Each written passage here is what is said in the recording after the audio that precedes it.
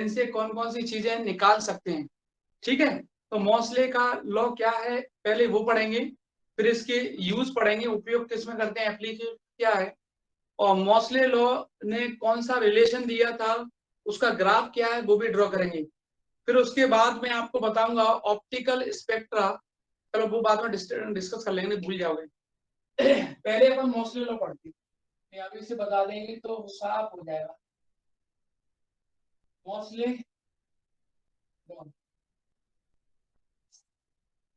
Mosley का नियम chemistry में खूब पढ़ा होगा। मोस्ले का नियम, मोस्ले लॉ केमिस्ट्री में पढ़ा होगा। देखो, वैसे आप लोगों को मालूम है केमिस्ट्री में जो पीरियडिक टेबल जो दी है आपने, जो आप पढ़ते हो, जिसमें वो एटम का अरेंजमेंट एटॉमिक नंबर के बेस पे किया गया है। केमिस्ट्री में जो आप पीरियडिक टेबल की स्टडी करते हो, जिसमें एटम का अरेंजमेंट उसके एटॉमिक नंबर के बेस पे दिया गया था, वो किसने दी थी 1930 में? मोस्ले ने। किसने दी थी? मोस्ले ने। मोस्ले वैज्ञानिक ने जो आप पीरियडिक टेबल पढ़ते हो, जिसमें परमाणुओं का, अणुओं का जो क्रम दिया गया है, उनके परमाणु क्रमांक के आधार पर, वो बच्चों मोस्ले ने दिया। सारे के सारे एलिमेंट एटॉमिक नंबर के बेस पर रहते हैं, हाइड्रोजन, हीलियम वगैरह वगैरह जो भी है। ठीक है, और एक चीज तो ये, दूसरा क्या है, मोस्ले ने मेन जो एक्सपेरिमेंट है वो क्या किया है, वो सुनो। मोस्ले ने क्या किया था, जो आपने कैरेक्टरिस्टिक एक्सरे पढ़ा था पिछले टर्म में, कैरेक्टरिस्टिक एक्सरे स्पेक्ट्रा को डिटेल में स्टडी किया। मोस्ले ने कैरेक्टरिस्टिक एक्सरे स्पेक्ट्रा को डिटेल में स्टडी किया, उसके जो भी जनरल फीचर्स थे उन सभी को स्टडी किया, और स्टडी करने के बाद उसने एक रिलेशन निकाला फ्रीक्वेंसी के बीच में, फ्रीक्वेंसी के बीच में और atomic number of target, atomic number of target, ध्यान से सुनना, फ्रीक्वेंसी के बीच में, फ्रीक्वेंसी किसकी, जो एक्सरे लाइन प्रोड्यूस हो रही है, जो एक्सरे लाइन प्रोड्यूस हो रही है उसके बीच में, और atomic number of target, target का मतलब होता है जहां से एक्सरे प्रोड्यूस हो रही है। जैसे कोई भी आपने एटम ले लिया, ठीक है, उस एटम से एक्सरे प्रोड्यूस हो रही है, तो एक्सरे की जो फ्रीक्वेंसी होगी उस फ्रीक्वेंसी के बीच में, और जो आप जहां से आपकी एक्सरे प्रोड्यूस हो रही है, उस वो एटम को बोलते हैं टारगेट एटम। क्या बोलते हैं? Target atom. उसका जो भी एटॉमिक नंबर होगा, उन दोनों के बीच में एक ग्राफ प्लॉट किया है, और वो ग्राफ क्या होता है? ग्राफ होता है the according to mostly the frequency of X ray, the frequency of X-ray spectra is directly proportional to, frequency of X-ray spectra is directly proportional to square of atomic number. Frequency of X-ray spectra is directly proportional to square of atomic number. Square of atomic number. और बच्चों उसने के alpha, के beta, के gamma, short में बोलूं तो के series, L series, dash dash dash, सभी सीरीज के लिए फ्रीक्वेंसी और एटॉमिक नंबर के बीच में ग्राफ प्लॉट। सर मेरे पास वीडियो नहीं आ रही है। वो पता नहीं आप, सर बाकी नेट बच्चों इशू होगा सर, बंद करके चालू कर ले फिर से फोन। हाँ नेट इशू होगा, बंद करके चालू करना। तो क्या किया था उसने, एटॉमिक नंबर, सॉरी मैं तो भूल ही जाता हूँ। उसके बाद उसने क्या किया था कि जितने भी जो भी के सीरीज है आपकी, एल सीरीज है, एम सीरीज है, डैश डैश डैश, जितनी भी सीरीज है, सभी सीरीज के लिए फ्रीक्वेंसी, भाई सीरीज कहां से मिलती है? जब इलेक्ट्रॉन का ट्रांजिशन होता है, तो सभी सीरीज के लिए फ्रीक्वेंसी और एटॉमिक नंबर के बीच में ग्राफ प्लॉट किया, और ग्राफ प्लॉट करने के बाद उसको जो ग्राफ मिला वो था स्ट्रेट लाइन। कैसा था? स्ट्रेट लाइन, सभी के लिए, जितने भी सीरीज हैं, अब अपन नाम ले रहे हैं, के सीरीज, एल सीरीज, आप सब आपको मालूम है, सभी के लिए फ्रीक्वेंसी और एटॉमिक नंबर के बीच में ग्राफ प्लॉट किया, तो वो ग्राफ जो उसको मिला वो था स्ट्रेट लाइन। अब बोर्ड में बताऊंगा, हिंदी वाले बच्चे हंस रहे हैं। मोस्ले जो वैज्ञानिक था उसने 1913 में अविलाक्षणिक एक्सकरण वर्णक्रम का अध्ययन किया डिटेल में, उनके फीचर वगैरह क्या थे, जनरल फीचर वगैरह जो भी थे, सारी चीजें अविलाक्षणिक एक्सकरण वर्णक्रम का अध्ययन डिटेल में किया, और उसने ये पाया कि जो आपका टारगेट एटम होता है जहां से एक्स किरणों का उत्सर्जन होता है, जो आपका टारगेट एटम होता है जहां से एक्स किरणों का उत्सर्जन होता है, उसका परमाणु क्रमांक और जो बच्चों एक्स किरणें उत्सर्जित हो रही हैं उनकी आवृत्ति, जो एक्स किरणें उत्सर्जित हो रही हैं किसी टारगेट एटम से उसकी फ्रीक्वेंसी, उनकी आवृत्ति, और जो टारगेट एटम था उसका जो परमाणु क्रमांक था, उन दोनों के बीच में उसने ग्राफ प्लॉट की सभी के लिए, के सीरीज के लिए, एल सीरीज के लिए। तो उसको जो ग्राफ मिला वो स्ट्रेट लाइन था, सरल रेखा था। उसने ये बताया था कि किसी भी एक्स किरण वर्णक्रम से उत्सर्जित होने वाली, एक्स किरण वर्णक्रम से उत्सर्जित होने वाली या किसी परमाणु से उत्सर्जित होने वाली, किसी परमाणु से उत्सर्जित होने वाली एक्स किरणों की जो आवृत्ति है वो उस परमाणु के परमाणु क्रमांक के वर्ग के अनुक्रमानुपाती होती है। उस परमाणु के परमाणु क्रमांक के वर्ग के अनुक्रमानुपाती होती है। कौन सा परमाणु क्रमांक? कौन सा वाला जो आप ले रहे हो जिससे एक्स किरणें प्रोड्यूस हो रही है उससे। अभी आते हैं ग्राफ डायग्राम पर। देखो, एक ये वाला डायग्राम आपको बनाना ये एग्जाम में नहीं बनाना, जो मैं अभी बना रहा हूँ वो वाला। जैसे मान लो ये है आपका एक एटम, एक परमाणु जिसका परमाणु क्रमांक जेड है। क्या है? जेड है। क्या है? जेड है। यहाँ पर बच्चों आपने लाइट को फॉल करवाया, कोई एनर्जी वेनर्जी देते थे, या इलेक्ट्रॉन जाते हैं, इलेक्ट्रॉन जाएंगे फिलामेंट से टकराएंगे, टकराने के बाद आपको मिलेंगी क्या? एक्सरेज। इनकी जो फ्रीक्वेंसी होगी, जो इनकी आवृत्ति होगी, मान लो उसकी आवृत्ति है कितनी, और इस एटम का जो एटॉमिक नंबर है कितना है? जेड। तो ये रिलेशन होता है, ये रिलेशन होता है। जो एक्स किरणें प्रोड्यूस हुई हैं, जो एक्स किरणें उत्सर्जित हुई हैं, जो एक्सरे प्रोड्यूस हो रही हैं, वो डायरेक्टली प्रोपोर्शनल टू इसके होती है। अब मैं इसको लिखूंगा कैसे, वो सुनो। ये तो मैंने जनरली आपको बता दिया, लिखने का तरीका क्या है। ये frequency directly proportional to Z minus B का होल स्क्वायर। बी को अभी भूल जाओ 2 मिनट।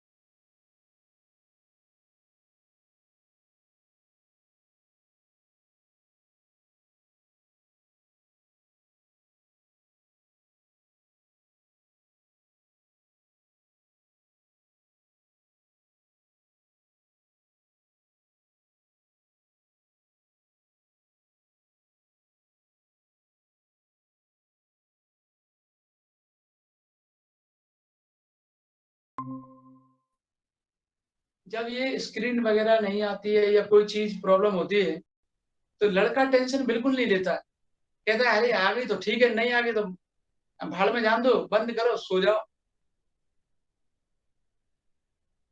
और लड़की इतनी टेंशन में आ जाती है, सर मेरी स्क्रीन नहीं आ रही, पता नहीं क्या हो गया, ऐसा बवंडर फैला देंगी, कोई टेंशन मत लो। अगर ऐसा लगेगा तो मैं दोबारा भी क्लास ले लूंगा। न्यू बराबर ए जेड माइनस बी का whole square, Z minus B का होल स्क्वायर। ये तो कुछ भी नहीं है। एक तो जो लड़की आती थी मेरे पास पिछली बार थर्ड ईयर में, उनकी दादी का मेरे पास कॉल आया। वो मेरे से बोलती हैं कि सर इसको समझाओ, हम शादी में जा रहे हैं, ताऊ जी आप जी की लड़की, पता नहीं किसकी शादी थी, तो शादी में जा रहे हैं और वो ये शादी में नहीं जा रही है, बोली क्लास है। मैंने कहा अरे नौता के चक्कर में तो अच्छे अच्छे पता नहीं क्या छोड़ देते हैं, और तू क्लास नहीं छोड़ पा रही है। तो क्लास इतनी इंपॉर्टेंट नहीं है, आपको बता दूं। जहां से भी नौता आता है उस हाँ सही कह रहे हो सर, सही कह रहे हो। फिर आप ही कहोगे छोड़ना नहीं, आप भी कहोगे क्लास नहीं ली, नंबर कम आ रहे हैं। ये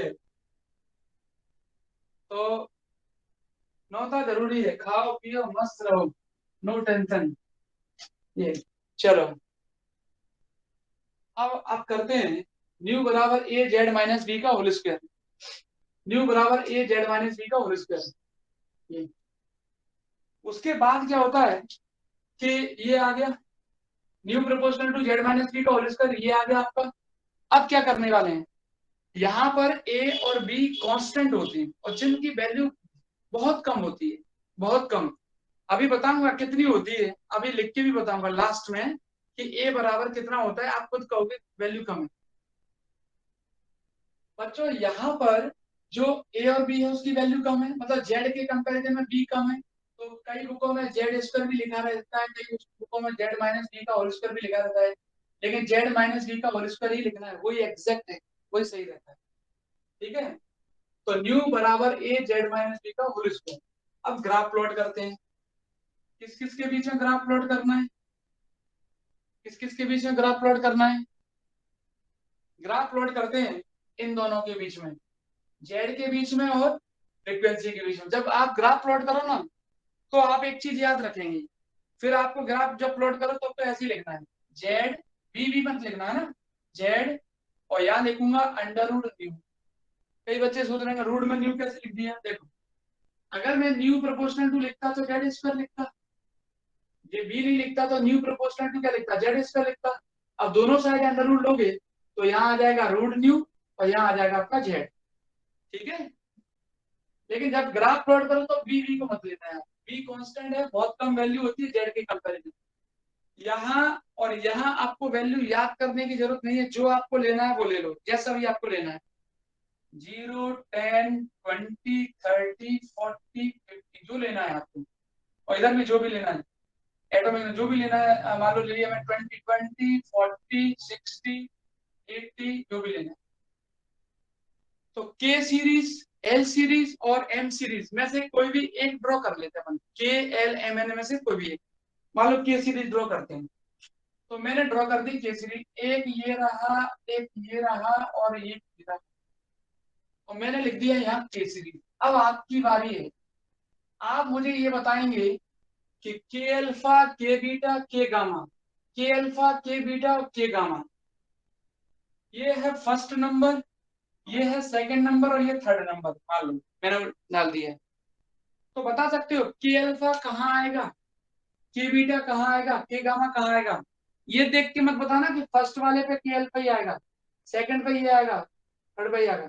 आपकी जो मर्जी करें वो बताओ, आप तो केवल इन दोनों को देख के बताओ सर के के अल्फा अल्फा थर्ड पे आएगा ना, उसकी फ्रीक्वेंसी कम होगी क्योंकि एनर्जी कम के होती अल्फा है। कहाँ आएगा, थर्ड वाले पे।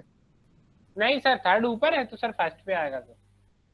थर्ड ऊपर है तो फर्स्ट पे आएगा। बाकी कोई ऐसा बच्चा है जो ये कह रहा हो कि फर्स्ट पे आएगा थर्ड पे नहीं आएगा, क्यों। इनने बताया है कि अल्फा यहाँ आएगा, के बीटा यहाँ आएगा और के गामा यहाँ आएगा। मुझे नहीं लगता ऐसा होगा, कोई ऐसा है जिसकी जो इसकी अपोज में जाना चाहता है। कोई नहीं है, बोलते ही नहीं है, कोई कहां से होगा। के अल्फा के बीटा के गामा, बच्चों इसमें के अल्फा नीचे आएगा, के बीटा ऊपर, के गामा सबसे ऊपर। उसका रीजन भी सबको मालूम है, फ्रीक्वेंसी जो रहती है वो के गामा की ज्यादा रहती है, क्यों, क्योंकि एनर्जी ज्यादा रहती है। ई प्रोपोर्शनल टू क्या होता है, ई बराबर एच न्यू होता है, ई प्रोपोर्शनल टू क्या होता है, न्यू होता है। इसकी फ्रीक्वेंसी ज्यादा, एनर्जी ज्यादा। और मैंने आपको पिछले दिन में बताया था कि जो पास वाला ऑर्बिट है वो अगर फर्स्ट वाले ऑर्बिट को में जो इलेक्ट्रॉन नॉकआउट हुआ है उसको भरेगा तो एनर्जी कम, फिर दूसरा, फिर तीसरा, फिर चौथा। तो जैसे जैसे आप ऊपर की तरफ बढ़ते जाओगे, लास्ट वाला मान लो आपके आपके फर्स्ट वाले को आके भर रहा है, फिल कर रहा है उसकी एम्प्टी को, तो वहां एनर्जी ज्यादा रिलीज होगी। सही बोल रहे हैं, वहां एनर्जी ज्यादा रिलीज होगी, इसलिए वहां फ्रीक्वेंसी भी ज्यादा होगी। तो बच्चों जिसकी एनर्जी ज्यादा है, एनर्जी किसकी ज्यादा आती है, के का मान, तो फ्रीक्वेंसी भी इसी की ज्यादा होगी। तो ये के सीरीज के लिए बना दिया बस, और ज्यादा नहीं बना रहा मैं। तो आपने देखा कि स्क्वायर रूट ऑफ फ्रीक्वेंसी और एटॉमिक नंबर ऑफ टारगेट के बीच में अगर आप ग्राफ प्लॉट करते हो तो आपको K series, L series, M series, dash dash dash जो भी सीरीज मिलती हैं उनका ग्राफ आपको कहां से मिलेगा, स्टार्ट होता हुआ कहां से मिलने वाला है, स्ट्रेट लाइन मिलने वाला है, और थोड़ा ऊपर से मिलेगा, जीरो से ग्राफ स्टार्ट नहीं होता है। उसका रीजन क्या है कि एटॉमिक नंबर की वैल्यू जीरो किसी की नहीं होती, जीरो किसी की नहीं होती है।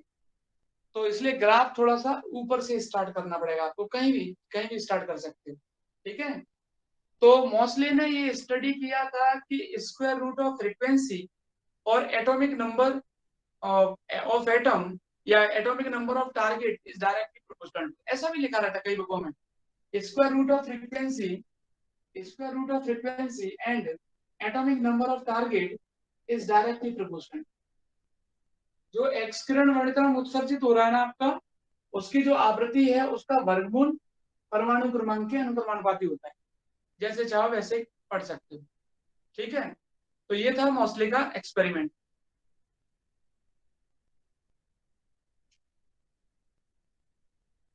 ए और बी कांस्टेंट है, ए और बी कांस्टेंट है, इनकी वैल्यू क्या होती है लास्ट में लिख दूंगा मैं आपको। आगे बढ़ते हैं, डेरिवेशन करते हैं। चलो मिटाता हूं इसको, चलो मिटा देते हैं। ए और बी कांस्टेंट है बच्चों, उसकी वैल्यू लिख देंगे तो याद कर लेना। के लिए और एल के लिए लिख दूंगा ना। तो फिर उसके बाद आपको क्या करना है, डेरिवेशन करते हैं।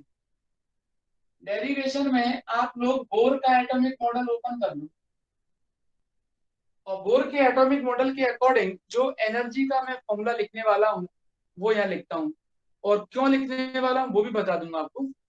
According to Bohr model, according to Bohr model के अनुसार बच्चों एनर्जी का जो फॉर्मूला था ना, nth एनर्जी का फॉर्मूला, आप nth मत लिखना, आप तो केवल ई लिख देना, अपन E1 E2 मान लेना।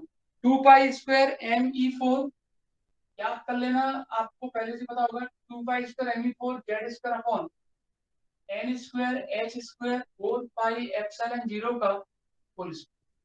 ये फॉर्मूला था बोर के एटॉमिक मॉडल के अकॉर्डिंग, याद करना है आपको। बोर के एटॉमिक मॉडल के अकॉर्डिंग एनर्जी का जो फॉर्मूला ये वाला यूज होगा, इसलिए ये वाला याद कर लेना। 2 pi square ME4 Z square upon divided by 2।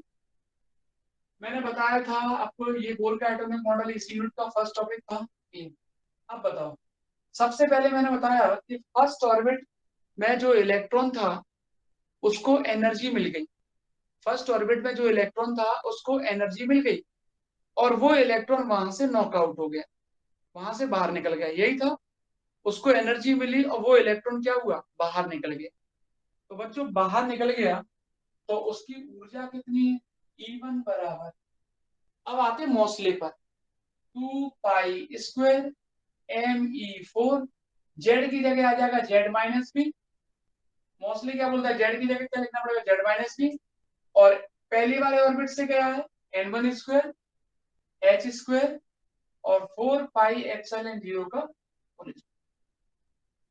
जो भी एनर्जी उसको मिलती है उस एनर्जी का फॉर्मूला ये हो जाएगा, पहले वाले से चला गया वो 4 पाई एप्सिलॉन 0 का होल स्क्वायर, सेम जेड की जगह बस Z-B का होल स्क्वायर आ जाएगा। अब उसको भरता कौन है, सेकंड वाला, थर्ड वाला, फोर्थ वाला, तो वो तो लास्ट में अपन केस लिख देंगे। जो सेकंड वाला भरेगा, थर्ड वाला भरेगा, फोर्थ वाला भरेगा, वो अपन लास्ट में केस लिख देंगे कि अगर सेकंड वाला भरता है तो N1 इक्वल टू इतना, N2 इक्वल टू इतना, थर्ड वाला भरता है तो ये इतना, ये इतना, सबके लिए लिख देंगे। अभी केवल जनरल एक्सप्रेशन निकाल रहे हैं हम। तो ये फर्स्ट वाले से चला गया, एनर्जी उसकी इतनी हो गई। उसके बाद जो सेकंड वाला इलेक्ट्रॉन उसको भर रहा है, तो वो जब भरता है सेकंड वाला, तो वो कितनी एनर्जी को इमिटेट करके आएगा? 2 pi square Me4 Z minus B का whole square N2 square H square और 4 पाई स्क्वायर वो एप्सिलॉन 0 का होल स्क्वायर। बी की जगह कई बुकों में बी डैश भी लिखा रहता है। क्या लिखा रहता है? B dash. लेकिन बी और बी डैश दोनों बराबर माने जाते हैं। उसका कारण ये है कि जेड की वैल्यू बी के कंपैरिजन में बहुत ज्यादा है। जैसे बच्चों मान लो मैंने जेड को मान लिया 100, ठीक है, और बी को मान लिया सपोज करो मैंने 0.1, और यहाँ जेड है 100 और इसको मान लिया 0.2, तो कोई फर्क तो नहीं पड़ेगा, दोनों वैल्यू बराबर ही आएंगी। तो जेड माइनस बी लिखो या जेड माइनस बी डैश लिखो, कोई फर्क नहीं पड़ता। अब मैं शॉर्ट में बताता हूँ आपको। मैंने आपको बताया था कि इलेक्ट्रॉन का ट्रांजिशन जैसे फर्स्ट ऑर्बिट से सेकंड ऑर्बिट में हो रहा है, इलेक्ट्रॉन का ट्रांजिशन फर्स्ट ऑर्बिट से सेकंड ऑर्बिट में हो रहा है, तो उसके करस्पॉन्डिंग जो एनर्जी का फॉर्मूला था वो क्या था? E2 माइनस E1 बराबर h। एक इलेक्ट्रॉन का संक्रमण दूसरी कक्षा से पहली कक्षा में हो रहा है, दूसरी कक्षा से पहली कक्षा में हो रहा है, तो फॉर्मूला क्या पढ़ा था आपने? E2 माइनस E1 बराबर h। यही पढ़ा था, यही मैंने यहाँ बोला है आपसे। पहली वाली से गया है तो दूसरी वाली ने उसको भर दिया है। तो इलेक्ट्रॉन का ट्रांजिशन सेकंड से कहाँ हो रहा है? फर्स्ट में हो रहा है। तो सेकंड से जब फर्स्ट में होगा, दूसरी कक्षा से पहली कक्षा में होगा, तो उनकी एनर्जी क्या होगी? V और V डैश लगभग बराबर है, क्योंकि Z बहुत हाईएस्ट है इसीलिए। तो मान लो ये आपका ट्रांजिशन सेकंड से फर्स्ट में हो रहा है, तो E2 माइनस E1 बराबर क्या लिख दूं? E2 माइनस E1 बराबर h न्यू। और आपको निकालना भी तो न्यू है, फ्रीक्वेंसी निकालनी है आपको। तो E2 माइनस E1 बराबर h न्यू। ये बोहर का एटॉमिक मॉडल बोलता है, बोहर का परमाणु मॉडल बोलता है कि इलेक्ट्रॉन का संक्रमण अगर एक कक्षा से दूसरी कक्षा में हो रहा है, तो उनकी एनर्जी का जो डिफरेंस होता है, उनकी ऊर्जा का जो अंतर होता है, वो h न्यू के बराबर होता है। तो यहाँ वही हो रहा था, ट्रांजिशन फर्स्ट ऑर्बिट से सेकंड में, वो सॉरी सेकंड से फर्स्ट में, थर्ड से फर्स्ट में, कहीं भी हो सकता है, लेकिन अपन यहाँ जनरल एक्सप्रेशन निकाल रहे हैं, तो N1 N2 के लिए निकाल लो, फिर बाद में केस लिख देंगे। तो यहाँ रखा आपने, दोनों में कॉमन कितना आ गया? यहाँ मैंने लिख दिया साइड में B equal to B dash, nearly equal to, nearly equal to B dash, b nearly equal to B dash. नोट्सों में हो सकता है बी और बी डैश ना लिखा हो, तो आप बी की जगह यहाँ बी डैश कर लेना दूसरे वाले में, फिर यहाँ ये लिख देना, ये if B nearly equal to B dash. दोनों में से कॉमन कितना आ रहा है? कॉमन आ रहा है आपका 2 पाई स्क्वायर M e की पावर 4 जेड माइनस बी का whole square divided by h square 4 pi epsilon 0 का whole square 1/n2 square minus का 1/n1 स्क्वायर बराबर h। पूरा देख लेना, लास्ट में 5 मिनट पहले छोड़ूंगा, तो जो डाउट है वो भी पूछ लेना बाद में। h को इधर ले आओ, h को इधर ले आओ, ये कॉमन आ गया, देखो 2 pi square Me4 Z minus B का होल स्क्वायर, h स्क्वायर ये कॉमन आ गया। h को इधर ले आओ, तो न्यू बराबर बच्चों यहाँ से आ जाएगा, न्यू बराबर कितना आ जाएगा? h को उधर ले जाएंगे तो 2 pi square Me4 Z minus B का whole square upon 4 pi epsilon 0 का whole square h cube, bracket में लिखेंगे 1/n2 स्क्वायर माइनस का 1/n1 स्क्वायर। ये फ्रीक्वेंसी का एक्सप्रेशन हो गया। किसका हो गया? फ्रीक्वेंसी का एक्सप्रेशन। जो आपको आवृत्ति निकालनी है उसका डेरिवेशन ये होगा। अब इसमें जैसे मैंने आपसे कहा के सीरीज की बात कर रहा हूं, मालूम है किसकी बात कर रहा हूं? के सीरीज की। और के सीरीज अब आप खुद ही बता दोगे। के सीरीज की बात करेंगे तो उसमें मान लो सपोज करो के अल्फा की बात कर रहे हैं, और के अल्फा, के अल्फा, तो के अल्फा के लिए सबको मालूम है N2 बराबर 1, N1 बराबर 1, वो सॉरी N2 बराबर 2, N1 बराबर 1। पहली वाली कक्षा से इलेक्ट्रॉन जाता है, दूसरी वाला उसको भरता है, तो के अल्फा निकलती है। और के बीटा, के बीटा के लिए कितना n2 बराबर आपका आ जाएगा 3 और n1 बराबर तो 1 ही रहेगा। पहली वाली से जाता है, पहली वाली से जाता है, भरता कौन है, तीसरा वाला, वो तीसरे ऑर्बिट वाला, थर्ड ऑर्बिट वाला, तो आपका n ये बदल जाएगा। और के गामा के लिए n2 बराबर 4 n1 बराबर